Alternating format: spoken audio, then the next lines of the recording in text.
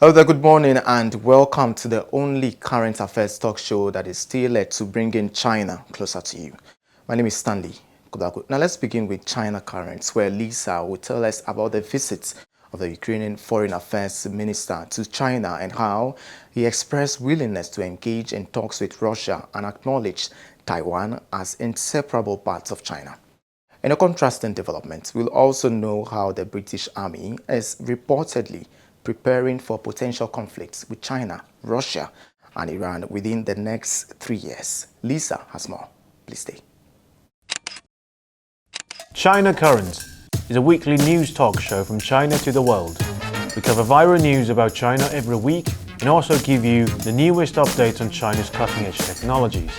Let's get started.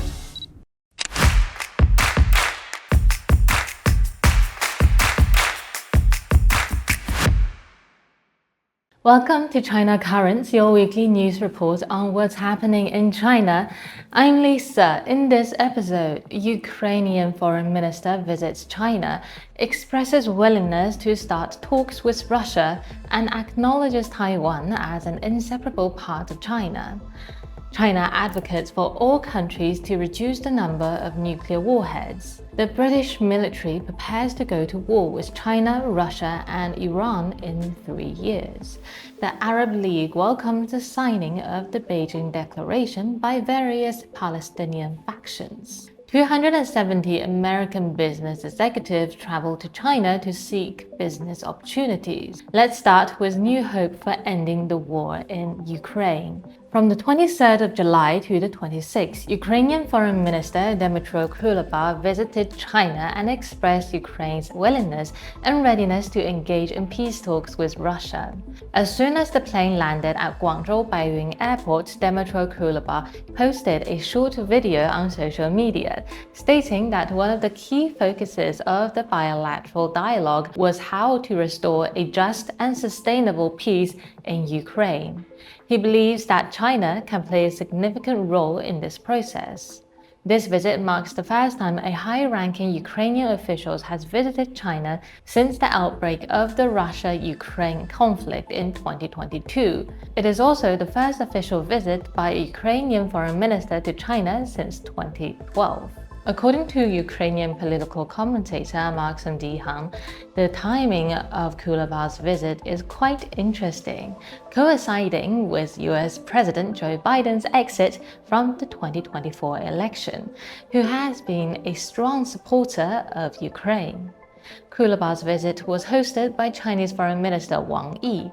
Wang Yi pointed out that the Ukrainian crisis has entered its third year with ongoing conflict and risk of escalation and spread to other countries. China believes that all conflicts ultimately need to return to the negotiation table and be resolved through political means. Recently, both Russia and Ukraine have shown varying degree of willingness to negotiate. Although the conditions and timings are not yet ripe, China will support all efforts conducive to peace and will continue to play a constructive role in ceasefire and peace talks. China is also concerned about the humanitarian situation in Ukraine and will continue to provide humanitarian aid. In response, Kuleba stated that China is a great country and an important economic and trade partner for Ukraine. Ukraine supports China's position on the Taiwan question and will continue to adhere to the One China principle. Interestingly, since the outbreak of the Russia-Ukraine conflict in 2022, Taiwan authorities have publicly claimed that they stand with Ukraine and has been providing substantial financial aid. According to public information, Taiwan has currently provided $40.54 million in aid for 3 million Ukrainian refugees. In contrast, the healthcare for Taiwan's 23.57 million residents in 2023 is only $114 million, which is about $17.6 million less than before the Russia-Ukraine conflict began. Even though the Taiwanese authorities have provided a medical budget for Ukrainian refugees that is much more than twice as much as that for Taiwanese residents, it is evident that such dollar diplomacy has not swayed the professionalism of Ukrainian Foreign Minister. Taipei should realize that although the $40.54 million is a lifeline for more than a quarter of Taiwanese patients, it is not enough to buy an F-16 fighter jet, which is insufficient to influence the relation between Beijing and Kyiv. As a former part of the Soviet Union, Ukraine recognized the People's Republic of China as early as October 1949 and established formal diplomatic relations with China as an internationally recognized independent state the year after the Soviet Union collapsed. On the 24th of November 1966, during the 21st session of the UN General Assembly, meeting number 2159, the Taiwan authorities cited the dual representation of Belarus, Ukraine, and the Soviet Union as justification for a similar arrangement regarding China. However, the Ukraine representative argued against Taiwan's arrangement. Instead, they supported expelling the representative of the Taiwan authorities, referred to as the Republic of China, and transferring their seat in the UN to the People's Republic of China. On the other hand, although Taiwan is not a member of the United Nations, it has condemned Russia's decision to recognize the Donetsk and Luhansk People's Republics in eastern Ukraine as sovereign and independent state because it has violated Article 2 of the United Nations Charter on the use of force against territorial integrity or political independence of any state. As a part of China, if the Taiwan authorities truly want to uphold the dignity of United Nations Charter, then why are they increasing the military budget to $13.8 billion for 2024? If that money were invested in healthcare, Taiwan's patients could receive the same level of care as the Ukrainian refugees. While Taiwan is determined to expand its legal armed forces, Beijing is working hard to persuade the nuclear powers to reduce the number of nuclear weapons and set an example itself.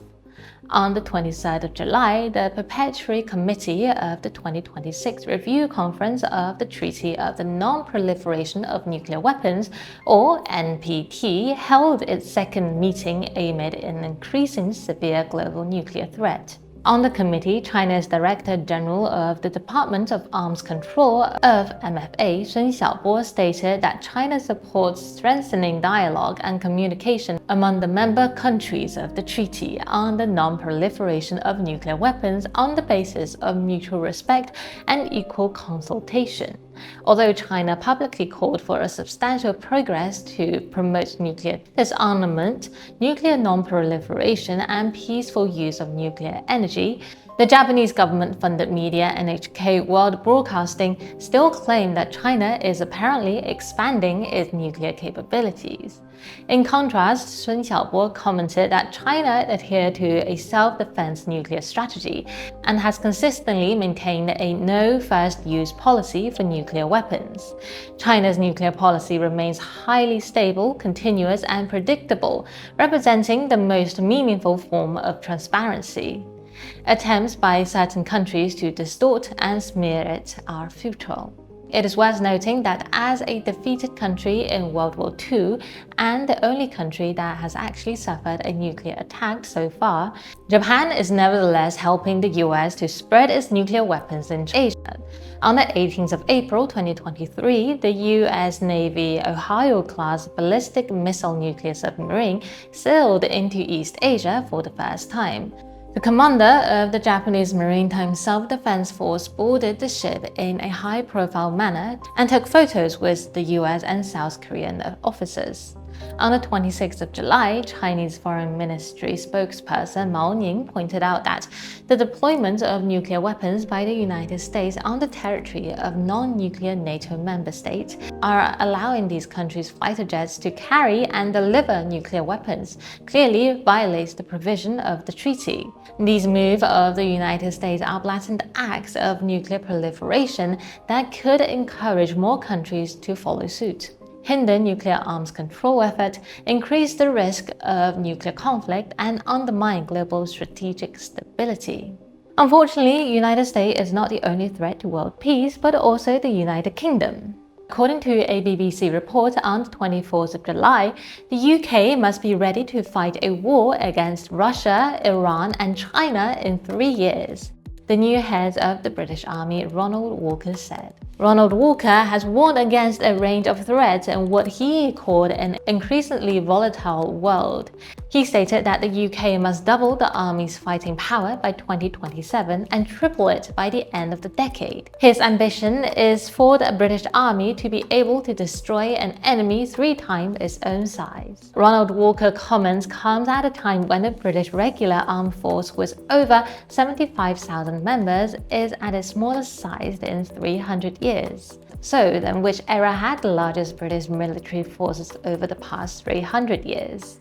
According to the British National Army Museum, the largest British army in history was during World War I. By the end of the war in 1918, the British Army has expanded to over 4 million men, relying on conscription across the entire colonial empire. However, a significant portion of these troops came from India, Australia, New Zealand, and Canada. But these are now independent democratic nations, and their citizens have the right to decide who they want to fight for. The days when someone could simply put up a notice and have others sent off to Europe to fight and die are probably long gone.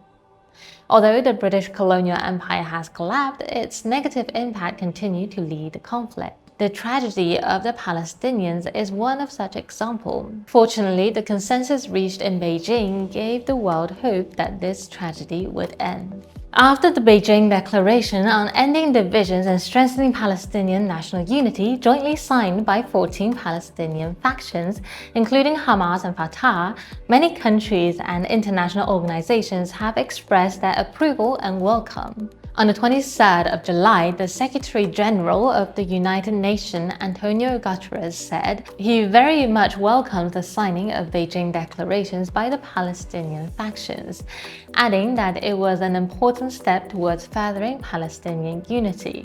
On the 24th of July, the Arab League welcomed the Beijing Declaration, which aims to end division, achieve reconciliation, and promote Palestinian national unity. In a statement, the Arab League Assistant Secretary General for Palestine and Occupied Arab Territory, Saeed Abu Ali, expressed appreciation for China's stance supporting the Palestinian cause through various forms. He also commended the efforts and initiative of the Chinese leadership and its ongoing commitment to supporting the rights of the Palestinian people, their unity, and their just and legitimate struggle to end the Israeli occupation and establish an independent Palestinian state. Not only in diplomacy, China's economy is also attracting more and more international attention. On the 23rd of July, the US-China Business Council, a private non-profit organization of more than 270 US companies that do business in China,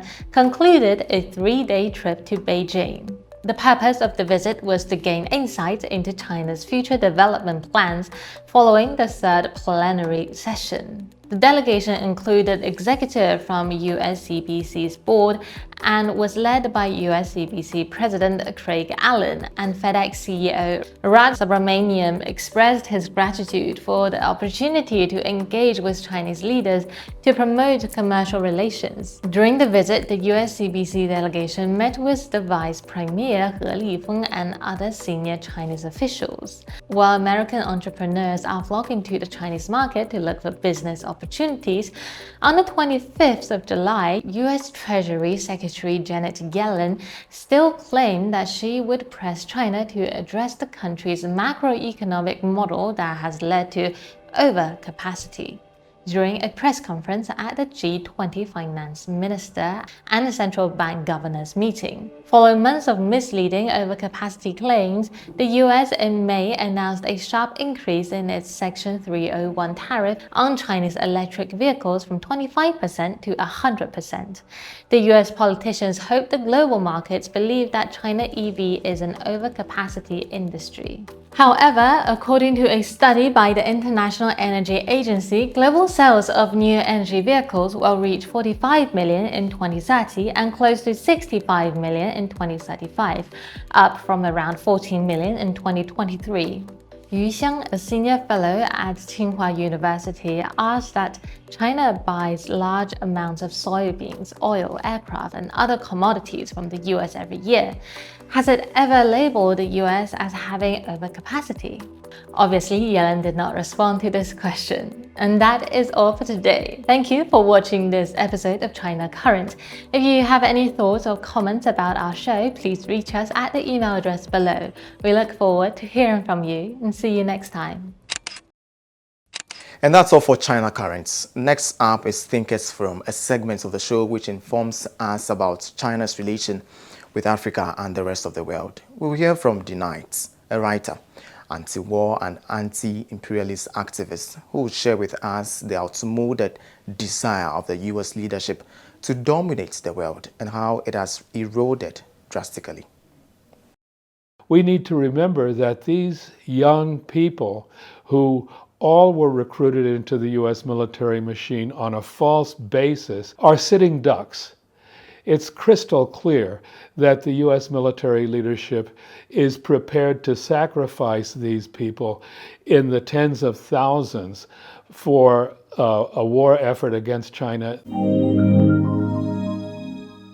I want to talk about the inflection point that we find ourselves in on a global basis. It's all based on a totally discredited and outmoded desire by the US leadership to dominate the world, and its increasing desperate fear that it can't do it anymore.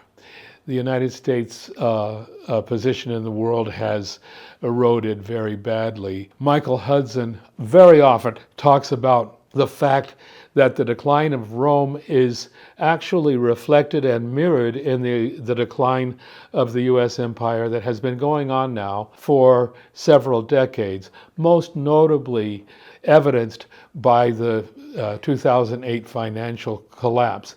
Some people have forgotten it. It's about 15 years ago, but in fact, the US economy has yet to recover from that collapse, and its share of world trade has continued to fall and fall drastically. And now with de-dollarization and the rise of BRICS, the United States can no longer impose its economic dominance of the world, and it's been essentially reduced to depending only on terrorism, on its own terrorism of military threats and bludgeoning force, while using mafia-style tactics against countries of the global majority to get them to go along with the US aggressive policies against Russia, against the Palestinians, and against China. Now, the vast majority of countries in the world are saying no to that, and that's helping people in the United States to recognize that what the government says is pretty much the opposite of what we need to be thinking and doing. And this, of course, has been largely thanks to China, which has surpassed the US economy and is the world's largest manufacturer and is dedicated to common prosperity and a shared future on a global basis.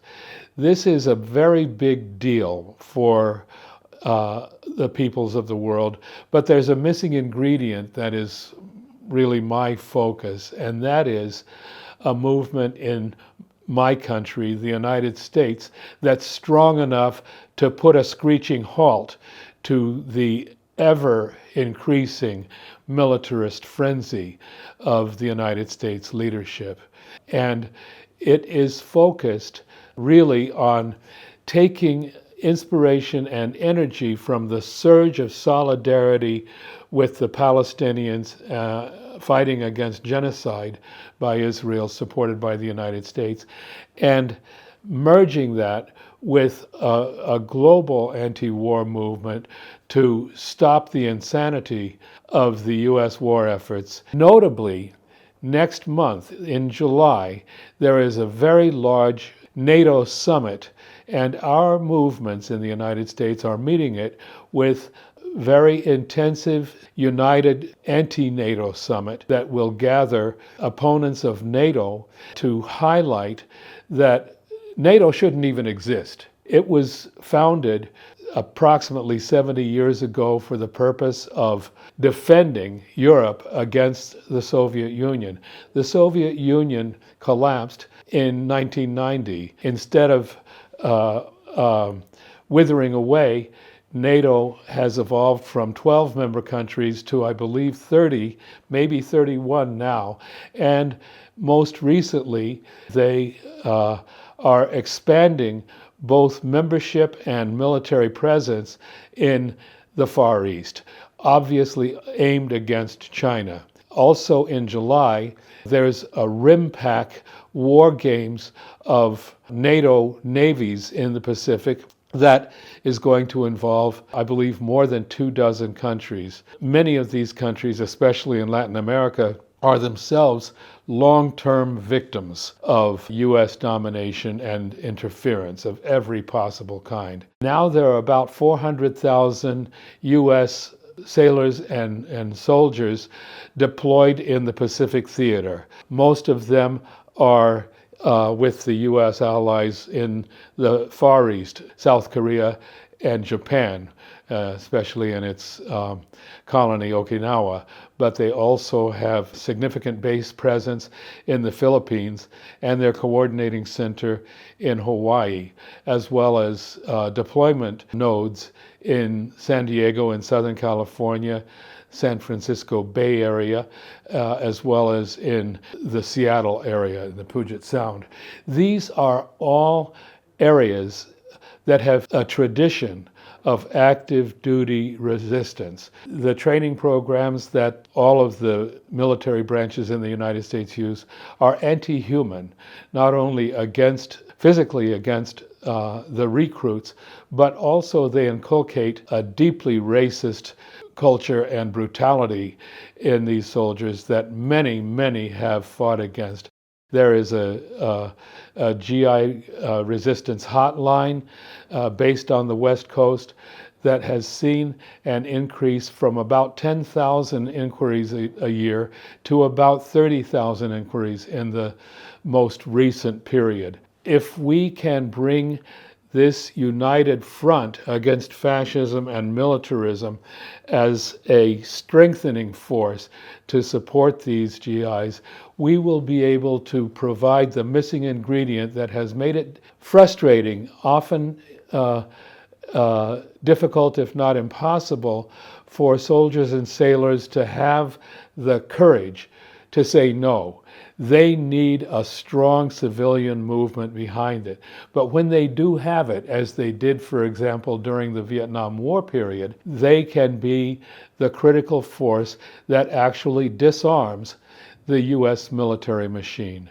I remember very well back in 1969, there was a sanctuary movement in which dozens of U.S. GIs, soldiers and sailors, refused to be deployed to Vietnam. The result was electrifying. It's true that it faced significant military repression, but it also spread like wildfire among the troops.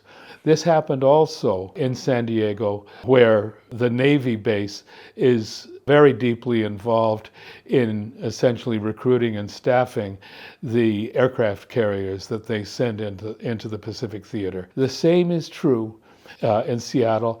We need to remember that these young people who all were recruited into the U.S. military machine on a false basis are sitting ducks. It's crystal clear that the U.S. military leadership is prepared to sacrifice these people in the tens of thousands for a war effort against China that is absolutely crazy. There is no basis a war against China by the United States. Look at the history. The U.S. was only able to fight to a draw against the Korean Liberation Forces and the volunteer Chinese forces during the U.S.-Korea War back in the early 1950s. In Vietnam, they lost completely. They were forced to evacuate the U.S. Embassy by helicopter as their troops and their puppet troops were totally defeated on the battlefield. And they have lost again and again since then in Iraq and Afghanistan, even in Syria, where they tried to topple the government there. And now they've already lost against Russia fighting against NATO expansion in Ukraine, and they're rapidly losing in their support for Israeli genocide against the Palestinians. It's notable that among the most significant solidarity actions with Palestine resistance has been from active duty GIs. One GI burned himself in front of the White House while saying "Free Palestine," an act of crazy solidarity, but one that genuinely inspired and electrified the anti-war veterans and active duty soldiers. So there is a kind of what you could call dry kindling of a prairie fire that can happen in the United States in opposition to the obvious blunders of the U.S. government in supporting fascism in Ukraine and fascist genocide in Israel. But what we see is the movement against their militarism and imperialism, which has been weak over the last several decades, is suddenly surging and becoming both stronger and more united. And that's what we need to stop the U.S. war machine and to prevent war against China. Now let's move on to the next part of Thinkers Forum, where the founder of Democracy at Work, an influential Marxian economist and Professor Emeritus of Economics, Richard Wolff, tell us about the immediate implications of capitalism in today's world. Please stay. Now, China is a lender to the United States government. China and Japan are the number 1 and 2 lenders to the U.S. government. China has been demanding repayment in dollars. It has been reducing its holdings of U.S. debt by hundreds of billions of dollars. The whole world. Economic growth is faster in the East than it is in the West. The G7 and the BRICS had the same total GDP in the year 2020. Now the BRICS have about 3 or 4% more than the G7.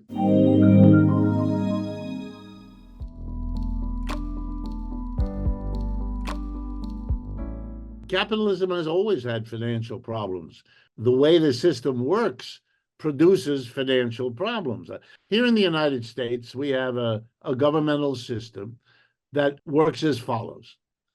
On the one hand, you have corporations and the rich. They are a minority, but they provide the money for political parties. The political party, Republican and Democrat, spend an enormous amount of money. They buy time on television. Everything is done by mass media, by social media, and so forth. So for a candidate or a party to win, they need to get a lot of money. And that money comes overwhelmingly from corporations and the rich. And they don't want to be taxed. So what corporations and the rich want from the government is lots of service. They want 800 military bases so that nobody will interfere with exports or imports or all of that. They want the government to help them, to educate workers so that they are productive, to all of that. Prisons, we have an enormous prison population, all of that. Then there are the mass of people, the working class, the employees. They too want services from the government. They want schools, they want hospitals, they want roads to be working, and so forth. And they don't want to pay taxes either. But they're not so powerful. They don't have any money to give the politicians, but they give them votes. And the politicians, once a year, need some votes. So we have the following capitalist system. Politicians faced with the need to raise money from corporations and the rich, but without the power really to tax them.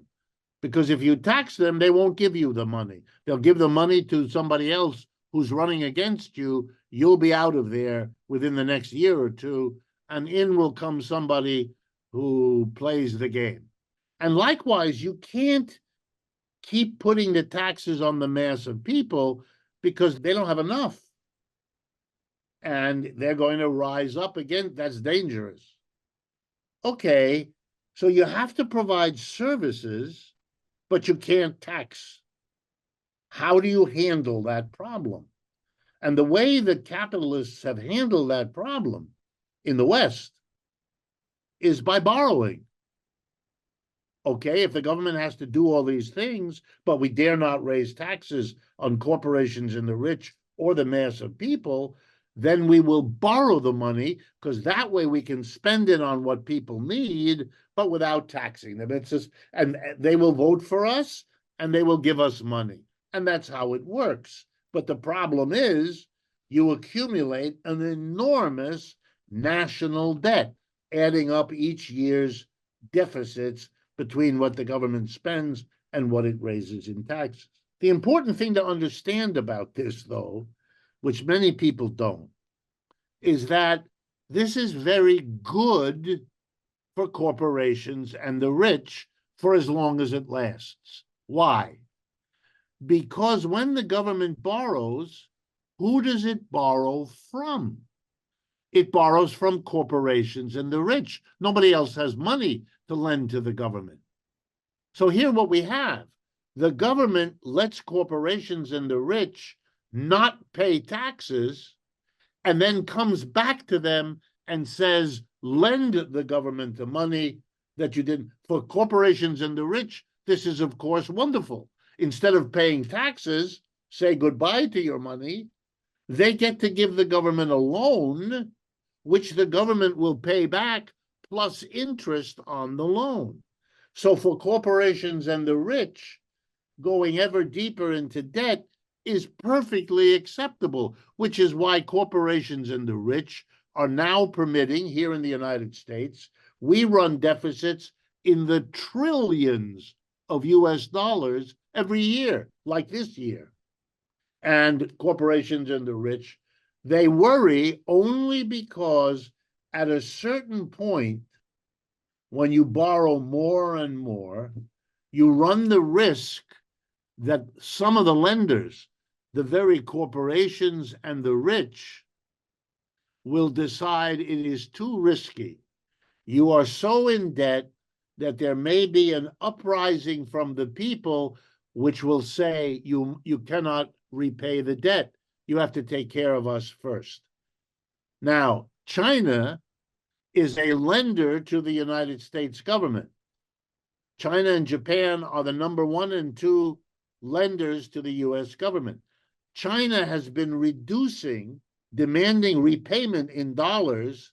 It has been reducing its holdings of US debt by hundreds of billions of dollars over the last few years. This is an important sign that in China, too, there's the beginning of the worry that the debts are going up so fast that you're getting closer to a crisis when the mass of people say, we will not continue to pay the taxes, you need to repay the debt, which you only got because you weren't willing to tax corporations and the rich.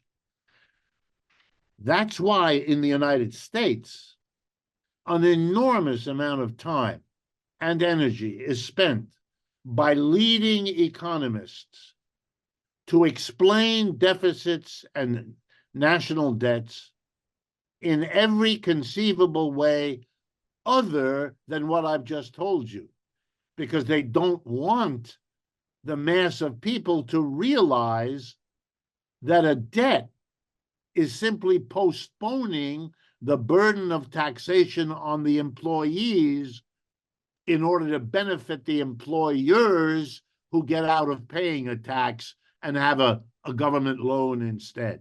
If the mass of people understood what I've just told you, then they would not allow this kind of deficit spending, and they would demand that taxes be raised on corporations and the rich because they have evaded their share of taxes for many years, and because they are the richest and therefore most able to pay to get out. But my guess is we're not going to solve this problem until it blows up. And if you ask me, when will it blow up? I can't answer that question, because that's a question really of when does capitalism run out of its mechanisms to stay in power? I think that capitalism is declining everywhere in the world, with the exceptions, perhaps, of Asia. The best way to understand these issues is to be historical in your approach. And the history of capitalism should be understood as the history of movement, of change, of relocation of capitalist industry, because that has been the reality from the beginning. If we date the origin of modern capitalism in England in the 17th and 18th century, then obviously we know the story of relocation, because England is now empty of most capitalist industry. It has left England and moved elsewhere. Initially, it moved from England to Western Europe. From Western Europe, it moved to the United States, to North America. It moved to Japan. And eventually it moved everywhere in the sense of colonialism and imperialism. There were the last 4 or 5 centuries have been basically the story of capitalism spreading, relocating. And I particularly want to focus on the center, the dynamic center of capitalism.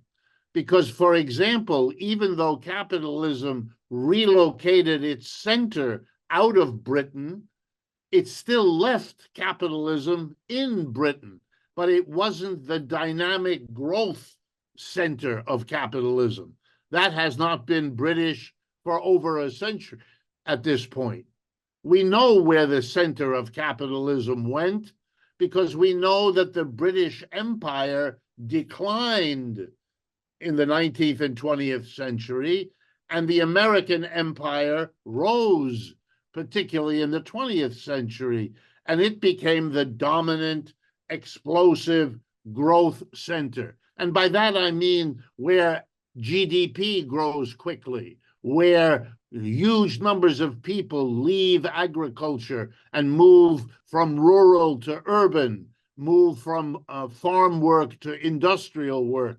We can see where the dynamic center of capitalism has relocated. And now comes my important point, I think.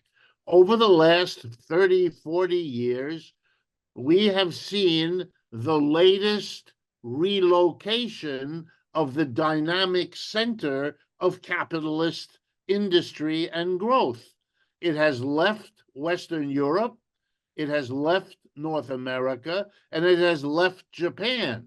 And it has gone, above all, to the People's Republic of China, but also to places like India and Brazil and Vietnam and other parts of the world. But it has left the old part. And that is how capitalism has always worked. It has always relocated following where profits were the greatest.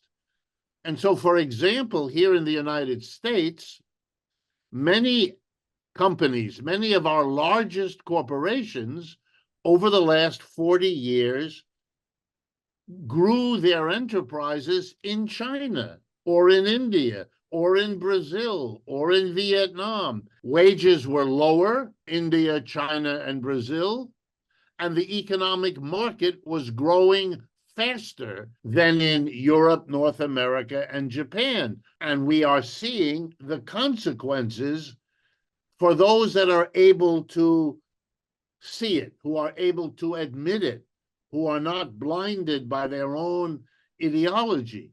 And I have to tell you that in much of Europe and in much of North America, the major response to the relocation of capitalism to the East, mostly to the South and the East, has been what psychologists call denial. They haven't admitted it. Politicians have felt that what they must say to the people is that we are strong and we are powerful and we are what we were. This has happened before in history. It takes some time before the people living through the relocation of capitalism will finally be able to face it, to admit it, and to begin to deal with it. We're not there yet. And whether you look at the war in Ukraine, or you look at foreign policy of the West, or you look, for example, at the conflict around Taiwan in the South China Sea, you see a West that still thinks it has the dominant power. It doesn't.